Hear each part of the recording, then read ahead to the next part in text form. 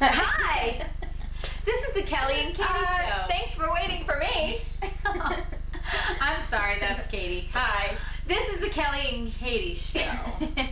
I'm Kelly. I'm Katie. And this, alright, enough of that. Yeah.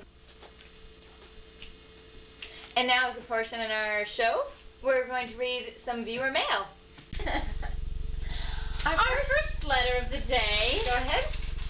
Is, oh wait, hang on, I'm sorry. What's the matter? First, let's bring in our special guest so that That's they right. can hear the letter Okay. too. Who's Our special guest today is Grandmother Pearl. I'll go get Grandmother Pearl then. Grandmother Pearl is known throughout the community, and she has offered her wisdom and wit to our show today, so we should owe her a lot of thanks. Pearl? Hello there, dear. Hi, how are you doing today? Oh, I'm doing just lovely. Thank you. Great. All right, our first letter is from Jan, and Jan writes, Dear Kelly and Katie, I'm 16 and a sophomore in high school, and I really like this boy, but I don't think he knows I exist. How can I get him to notice me? Sincerely, Jan. Well, Jan, Grandmother Pearl, are you okay? Oh, yeah. Oh, of course. My advice to Jan would be not to worry about trying to get a boy to notice her. Worry about the boys that do notice you and about your friends that care about you. If someone doesn't notice how special you are, then that's their loss. Trying to get somebody to notice you would only make you look desperate. Grandmother Pearl, what would you say to Jan? Oh. How does she get this boy to notice her? Oh, I'll tell you something. When I was a little girl growing up in Minnesota, I once liked a boy down the street. And what I did to get him to notice me, his name was Bill. Oh, sweet Bill. Well, what I did was I went out on the playground, and as he walked by, I dropped my kerchief. And little old Bill came and picked it up, and that's how he noticed me. So, Jan, if you but go out onto the playground and drop your kerchief. Well, what if he doesn't pick up his kerchief? What if a girl picks up the kerchief? Well, dear, then that's the hand you've been dealt, and that's what you go with.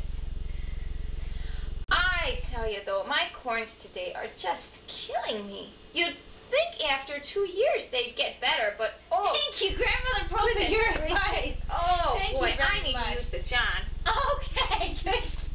Good day. Will you come back again? Oh, anytime, honey. Great, good. Katie's going to show Grandmother Pearl to the door, and we'll move on to Hello. our second letter. Hi, Katie. Okay. This is a Dr. Lifesaver. Now, Dr. Lifesaver works at a hospital right down the road here. He's been an ER doctor for, it says here, 14 years. So he's been around, and you know how long it takes to become a doctor these days. So Dr. Lifesaver is well respected in the community, and he has taken some time out of his very busy day to come in here today and help us with a letter that we have today from Anthony. And as soon as Dr. Lifesaver gets here, I will read the letter. Is this what I'm supposed to report to? I wasn't sure. Hello. No one paged me. Good morning, Dr. Lifesaver. Well, actually, we just have a person in the back going to get our guests, so you probably weren't. All right, what's the expecting patient's name? Well, Anthony is who sent us the letter today, so I'll go ahead and read the letter, and then we'll answer it, okay? Dear Kelly and Katie, my name is Anthony. I'm 12 years old. My parents just don't seem to stop fighting. What can I do? Anthony, this is such a common problem Yeah, for definitely. Yeah. for adolescents. What I would say you do is slip them a letter under their door, because sometimes it's hard to interrupt as they're fighting. You don't want to get in the middle. Slip a letter under their door telling them how it makes you feel when they fight. If that doesn't work, what you can do is just kind of separate yourself, go in your room, listen to music, just kind of stay out of the way and make it easier for yourself to deal with by just separating yourself from it. Dr. Lifesaver? Boy, she What kind of advice goes on when she wants to, huh? would you have to give? Anthony, I think we both know what this calls for here. I'm not going to beat around the bush. It's going to be invasive surgery, son. What you can do, don't eat anything for the next 12 hours, and come on in, we'll take care of that kidney. You'll find that it really isn't hard to live with just one. The problem is the stitches, you know, anesthesiologists can take care of that, but basically what you're looking at is about a 2-3 hour surgery, and again, kidneys are definitely dealable. I'm sorry, that's my pager. I'm on call. Okay. Thank you for coming in, Dr. Lifesaver, and lending your help to this, to our show. Oh, I haven't met him yet. Oh, okay. Our next guest is Coach Curly. He is a boxing boxing coach. It says here he has coached Mike Tyson in his past 2 fights. He also coached the lightweight championship boxer. I'm not sure of his name. It just says that here. This is Coach Curly. Coach Curly. Hi, Coach Curly. How you doing? Good. Good to see you. What we got here today? We have a letter from Gilbert. Gilbert. That's a punk name.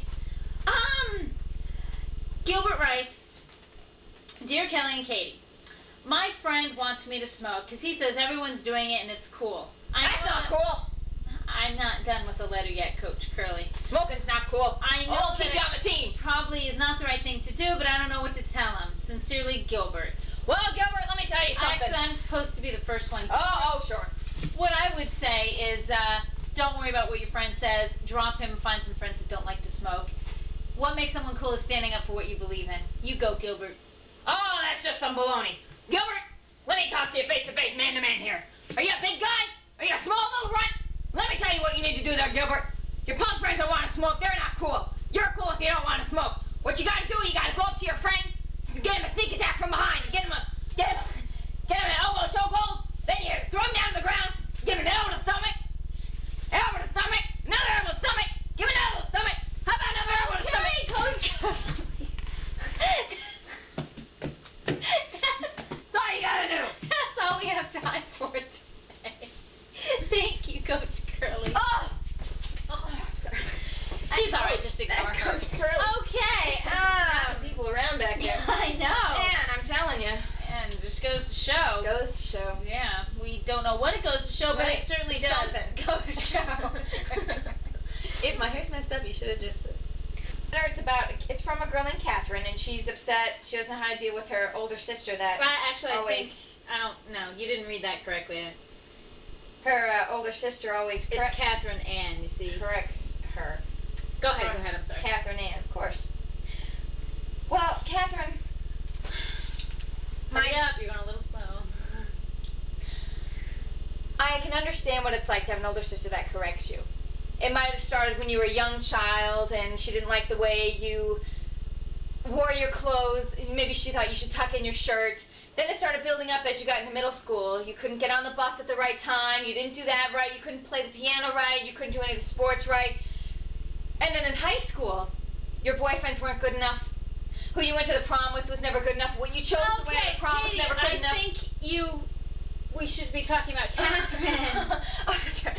So anyways, Catherine, my whole point is don't let it get built up inside of you, because if you keep it in, that's not good. You need to tell your sister how you feel, because if you let it build up, that's just you're gonna break you're one going way day. too long. And I just would like to say to Catherine that, boy, I really feel bad for you. I wish that, I'm sorry, I don't wish. I mean, I'm really glad that I don't know what it's like to be in your shoes. I mean, speaking for me and Katie both, we really have a great relationship, and I don't know why some older sisters treat the younger sisters like they're kids. It's not right. I totally agree with you. You should tell her how you feel. And, you know, if you've got a brat for an older sister, you can't help that. Okay, Catherine? Good answer.